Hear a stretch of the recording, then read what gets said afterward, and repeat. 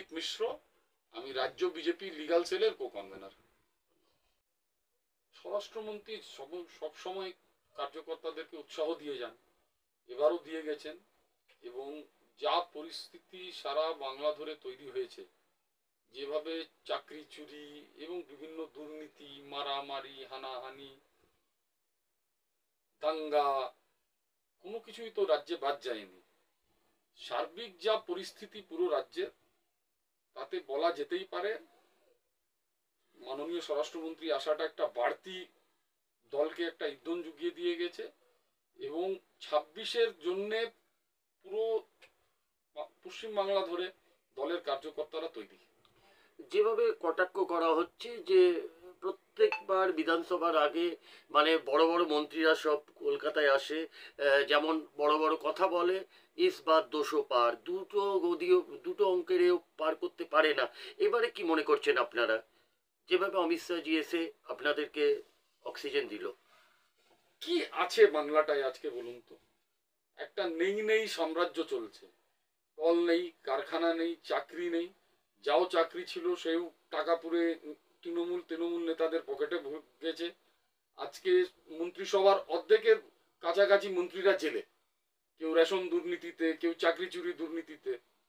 এরপরে মানুষের শ্রদ্ধা এই দলটার উপর থেকে উঠে গেছে। তো চোর তো দল না, একটা প্রাইভেট লিমিটেড কোম্পানি, দুজন মিলে একটা প্রাইভেট লিমিটেড কোম্পানি চালাচ্ছে, একজন সিইও, একজন ম্যানেজিং ডিরেক্টর। এটা দল নাকি আবার?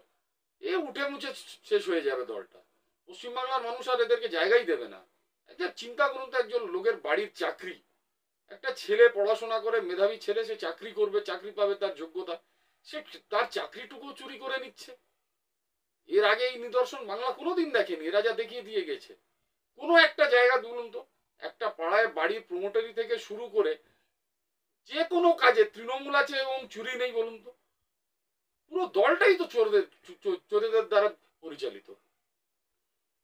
যেভাবে সিঁদুর অপারেশন করেছে মাননীয় প্রধানমন্ত্রী, যেভাবে দেশকে দেখিয়ে দিয়েছে ভারত সবার আগে, কতটা মাইলেজ পাবে বলে মনে করছেন 2026-এর?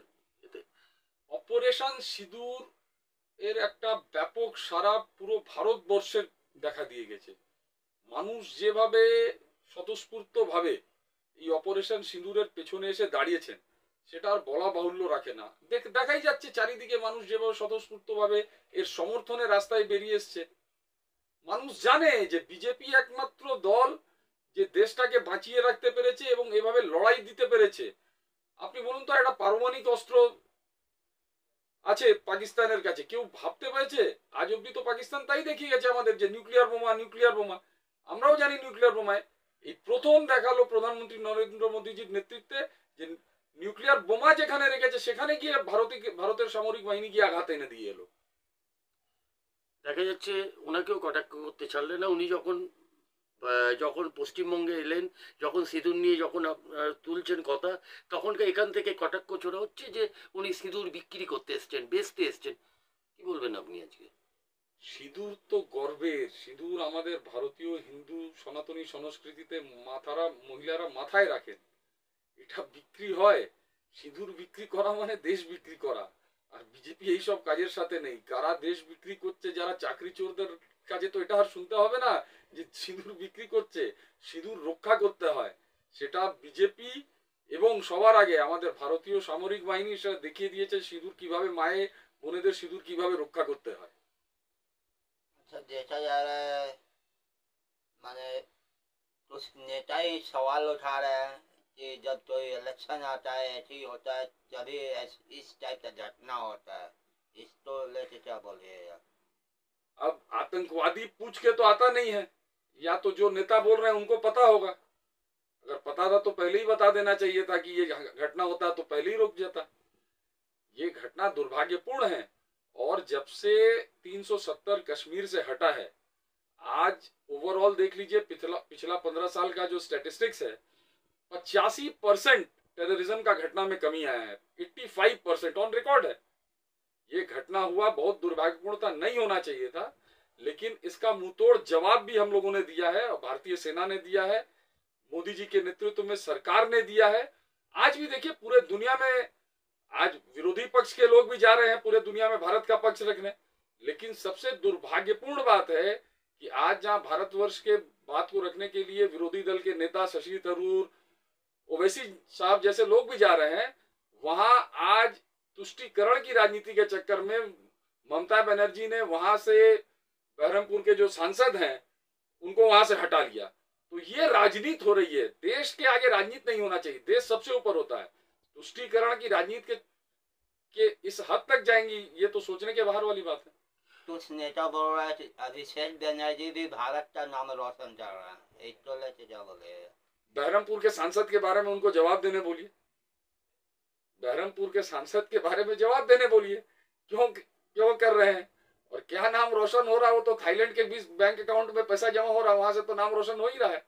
जांच चल रहा है, जांच चल रहा है, आगे कौन क्या नाम रोशन कर रहा है वो तो जांच में सामने आएगा। দেখা যাচ্ছে 2026 বিধানসভা ভোটের আগে দেখা যাচ্ছে দলের মধ্যে আদি আর নব্বের ভেতরে একটা বিভেদ সৃষ্টি হয়েছে। কি মনে করছেন আজকে দল কতটা তাহলে এটা আপনারা ভাবেন দলের মধ্যে কোনো বিরোধ নেই। আমাদের দল কর্মী হিসেবে মন্ডল, জেলা, রাজ্য হিসেবে একটা ডেমোক্রেটিক দল, একটা গণতান্ত্রিক পদ্ধতিতে জল চলে। এখানে দলের নেতৃত্ব ঠিক করে কে কোথায় থাকবে না থাকবে। আর এখানে যারা আছে নেতা কেউ না, দলে সবাই কর্মী। আপনি লিডার অফ অপোজিশন মাননীয় শুভেন্দুদার কথা শুনুন, উনিও বলেন যে দলের কর্মী। আপনি আমার সাথে এখানে সবাই দলের কর্মী, কোনো দ্বন্দ্ব নেই। এটা যারা বাইরে থেকে বসে দেখতে পাচ্ছেন তারাই হয়তো দেখতে পারেন, কিন্তু দলের মধ্যে কোনো দ্বন্দ্ব নেই। দলে সবাই মিলেমিশে একসাথেই কাজ করছে। দল যাকে যেখানে যে দায়িত্ব দিয়েছে সেটা সে নির্বহন করছে। দেখা যাচ্ছে যে আপনার যারা বিজেপি থেকে ভেঙে তৃণমূলে চলে গেছে কতটা ক্ষতির মুখে পড়েছে। যেমন আমি বলছি জন বার্লা যেমন আপনার বিজেপিতে ছিল, একটা তিনি চলে গেলেন তৃণমূলে ঠিক 26 বিধানসভার আগে।